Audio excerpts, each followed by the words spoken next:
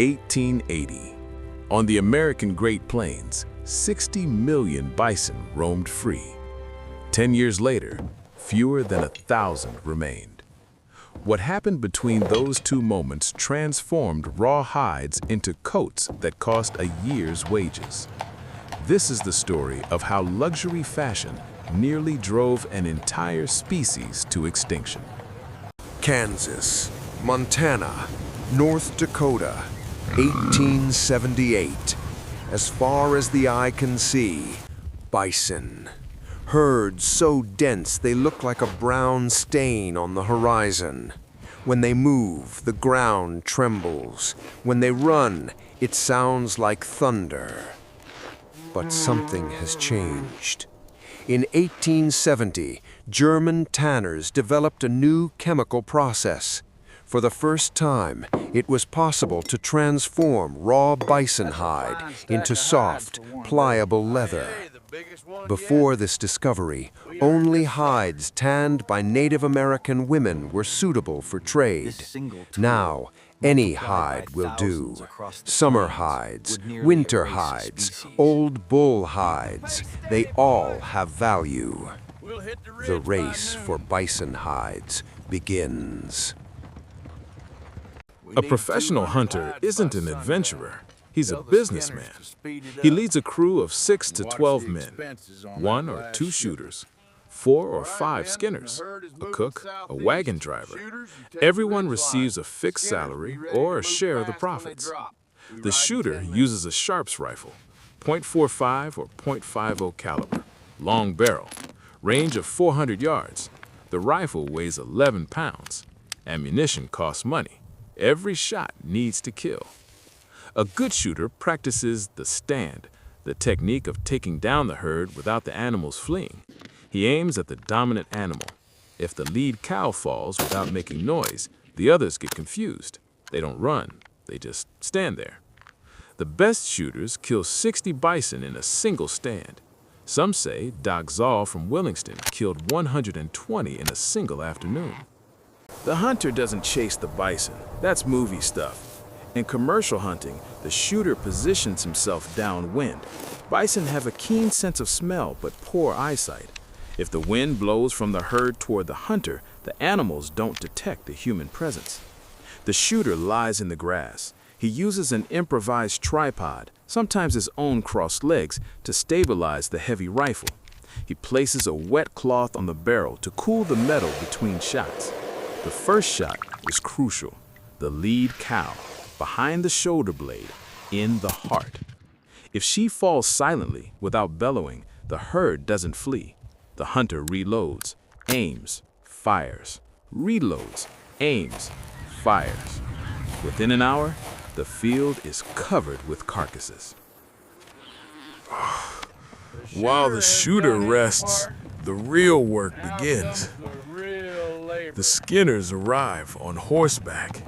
Each man carries sharp knives, a metal hook, and rope. The work is heavy, dirty, urgent. First, the bison's body needs to be flipped onto its back. The problem? An adult bull weighs over a ton. The skinner uses his own rifle as a lever, lifts the hind legs, pushes with his shoulder.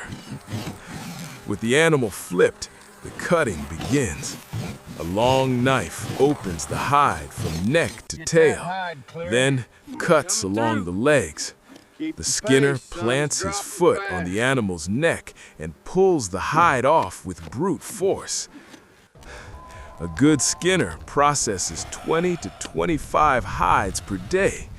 The hide from a large bull, when spread out, covers over 100 square feet. A rawhide rots within hours. Drying is immediate.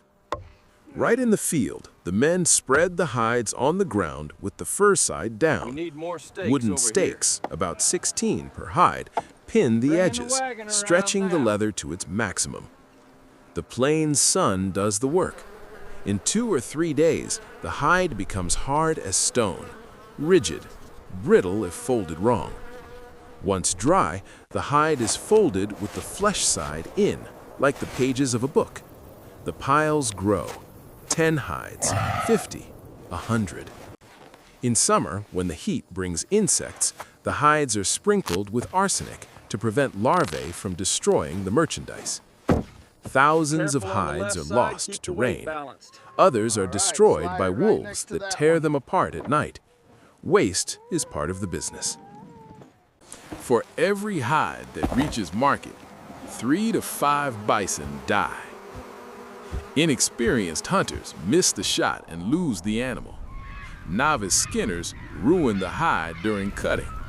The drying process fails. Rain soaks entire piles, and the meat, it stays behind. Hundreds of thousands of tons of bison meat rot on the plains. Meat as good as beef, while people starve in eastern cities. The hunters take only the hide and sometimes the tongue, considered a delicacy.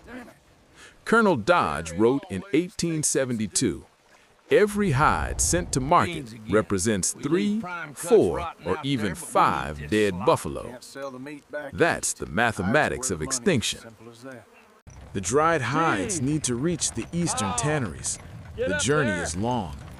Ox-drawn wagons, 3 wagons hitched together, 9 yoke of oxen, transport the piles of hides to the railroad stations.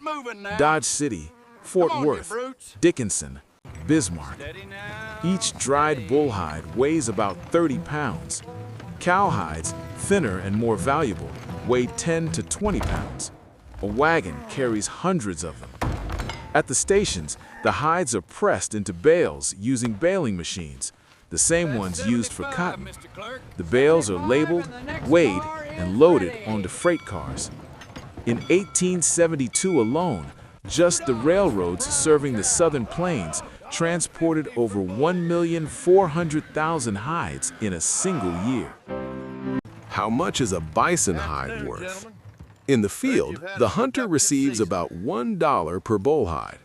Cow and yearling hides, thinner and suitable for luxury goods, are worth $2 to $3.50. Sounds like little? Consider this.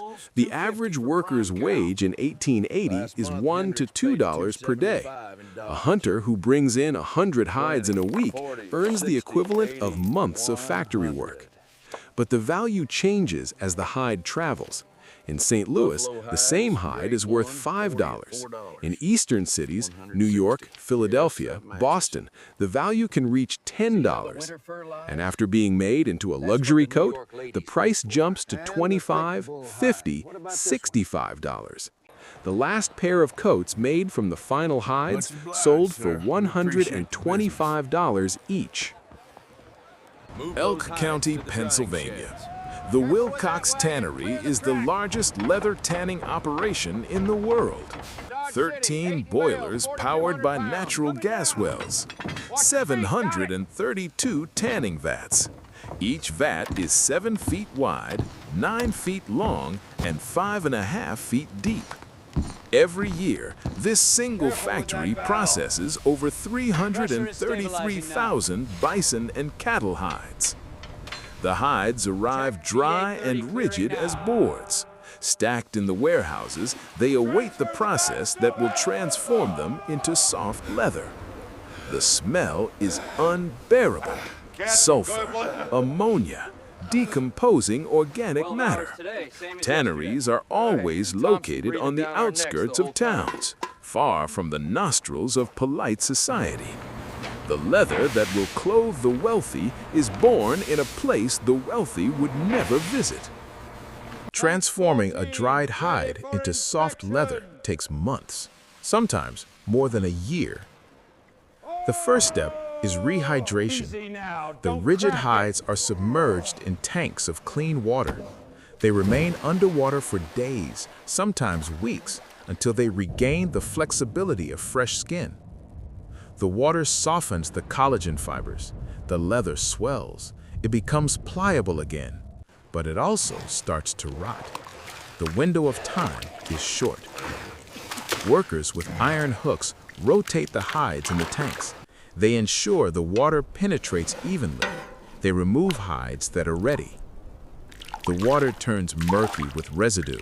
The smell of rotting flesh mixes with chemicals. The workers wear leather aprons, irony of ironies, to protect themselves from splashes.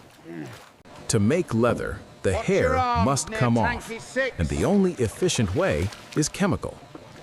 The rehydrated hides are transferred to lime tanks.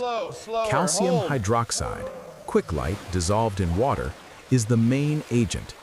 The solution is alkaline, corrosive. The hides remain immersed in the lime solution for weeks. The alkalinity attacks the hair roots, dissolves the keratin. The follicles loosen. Workers called beam men remove the hides and place them on tilted wooden beams. With curved two-handled knives, the fleshing knives, they scrape off the loosened hair and remaining flesh. The work is exhausting. The weight of the wet hide is enormous. The lime burns the skin on their hands. The workers develop chronic sores. Nobody gets rich working in a tannery. Brace yourself. This step isn't for weak stomachs. After the lime, the hide needs to be neutralized and softened. The traditional method uses animal feces, dog dung, chicken dung, sometimes pigeon droppings. The material is mixed with water to create a paste called bait. The hides are either immersed or the paste is applied manually. Why? The bacterial enzymes present in the feces break down residual proteins in the hide. This makes it softer and more receptive to tanning. In some tanneries, workers tread on the hides inside the bait tanks to ensure uniform penetration. Barefoot, sunk up to their knees in the mixture.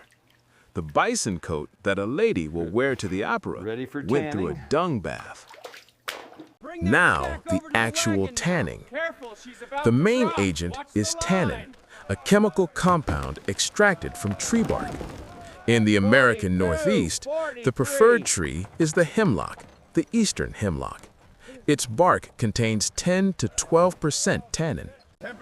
In the forests of Pennsylvania and New York, crews of bark peelers work in spring when the bark is slipping. They fell the trees, strip the trunk, and leave the wood to rot on the ground. Only the bark matters. The bark is transported to the tannery where it's ground in mills, many water-powered, into a coarse powder. The bark powder is mixed with hot water in tanks. The tannin dissolves, creating a reddish-brown liquor. The hides are immersed in this liquor for weeks, then months. Vegetable tanning isn't fast. It's slow, deliberate. The hides pass through a series of tanks with increasing concentrations of tannin.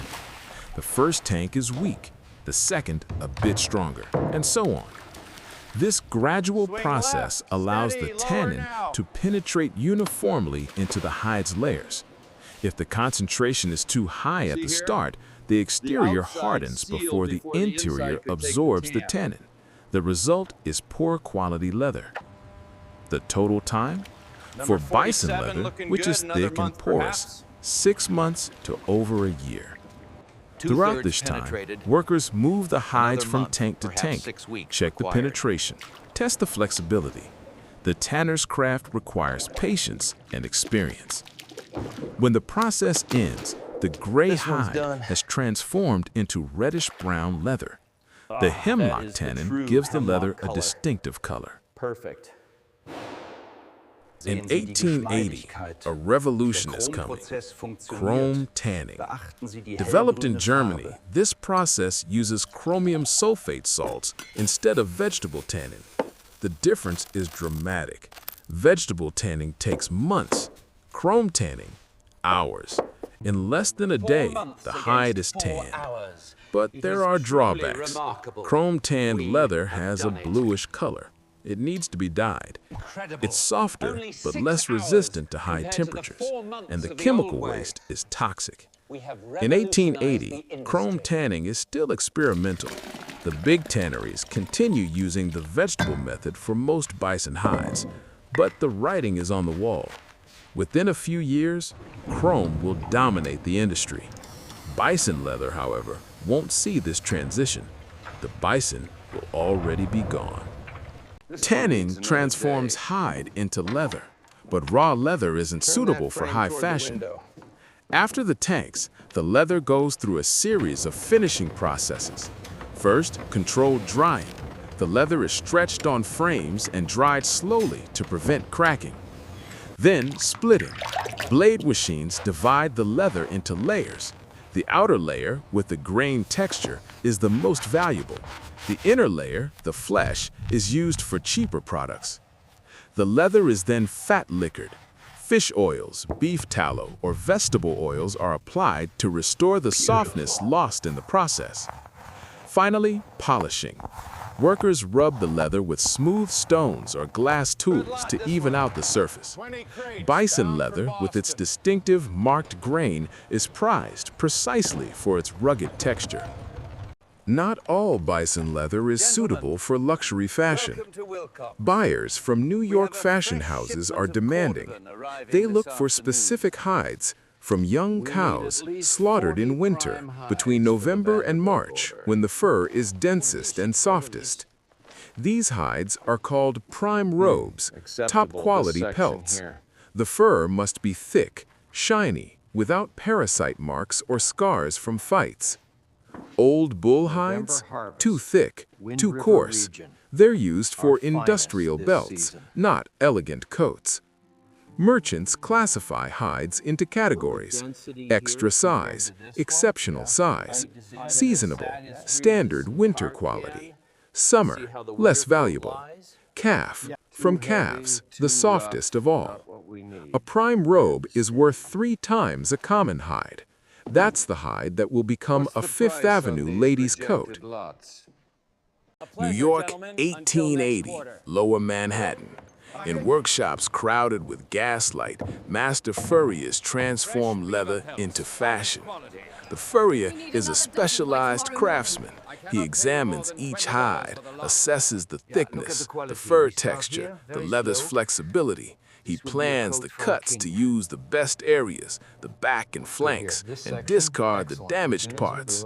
The tools are simple but specialized. Curved knives with thin blades, heavy scissors, thick needles, waxed thread, brass thimbles. Cutting is done on marble tables. Each piece is marked with chalk. The furrier works slowly, making sure the direction of the fur is uniform throughout the final piece. A quality bison coat requires 2 to 4 whole hides. The challenge is joining the pieces so that the seams are invisible. Good fall on the back. The bison coat isn't just a piece of clothing, it's a statement. In Gilded Age, New York, owning a bison coat means you've arrived. The industrialists, the bankers, the heirs of great fortunes, they all wear them. The men's coat is long, to the knees. Dark fur, almost black on the outside. Lining of silk or fine wool. High collar that protects the neck from cutting wind. Buttons of bone or polished metal. For ladies, the coats are shorter to accommodate the era's bustle silhouette. The collar is often otter or beaver fur for contrast. The price? $25 to $65, equivalent to $1,400 to $3,800 today. A common worker's annual salary. Whoever wears a bison coat doesn't need to say they're rich. The coat says it for them. The coat is the most prestigious item, but it's not the only one. Carriage blankets, lap robes, are perhaps the most common product. Large rectangles of hide with the fur facing up, used to cover legs during carriage or sleigh rides. Every wealthy family has at least one. Bison gloves and mittens, extremely warm. The fur turned inward, touching the skin of the hands, the outer leather resistant to wind and snow. Hats and caps, some with flaps covering the ears, lined with wool felt. Handbags and clutches for ladies, wallets for gentlemen. Bison leather, with its marked grain, gives an air of elegant rusticity, perfect for the fashion that romanticizes the Old West. Ironically, the Eastern wealthy dress in the skin of the animal their Western compatriots are exterminating. Fifth Avenue, New York, the temple of American luxury consumption. Glass display windows showcase bison coats on wooden mannequins. The gaslight makes the fur gleam with golden reflections. Discreet signs announce genuine buffalo. Inside the shops, salesmen in suits and ties attend to customers arriving in private carriages. The floor is polished wood. The air smells of new leather and imported perfume. A lady tries on a coat. The furrier adjusts the collar. He suggests a navy blue satin lining to match her eyes. He offers matching gloves. The salesman mentions casually that bison hides are becoming scarce, that prices should rise next year, that this might be the last season with good availability. He's not lying, but it's not environmental concern, it's sales technique. 1889. On the Great Plains, researchers count the remaining bison. The number is shocking. 541 animals on the entire continent, from 60 million to 500. General Philip Sheridan once said, "Every buffalo dead is an Indian gone." He wasn't wrong. The extinction of the bison was a deliberate policy to subjugate the native peoples of the plains. The Lakota, the Cheyenne, the Arapaho, the Crow, entire nations that depended on the bison for food, shelter, clothing, and tools were forced onto reservations, deprived of their source of life. Yes, it is. Studies show that in the generation following the Bison massacre, the average height of the native peoples of the plains dropped by more than an inch. Infant mortality increased by 16%. The economic effects persist to this day. And the coats, the hats, the gloves, they became relics in museums, collector's items. In 1905, the American Bison Society was founded to save the last animals. Today, there are about 500,000 bison, most on commercial ranches. Only 30,000 live as wild animals. The fashion passed. The bison almost passed too. What remains is this story of how human vanity and industrial greed transformed an ocean of wildlife into coats for the not in rich. despair or hope, but in the complex space between them.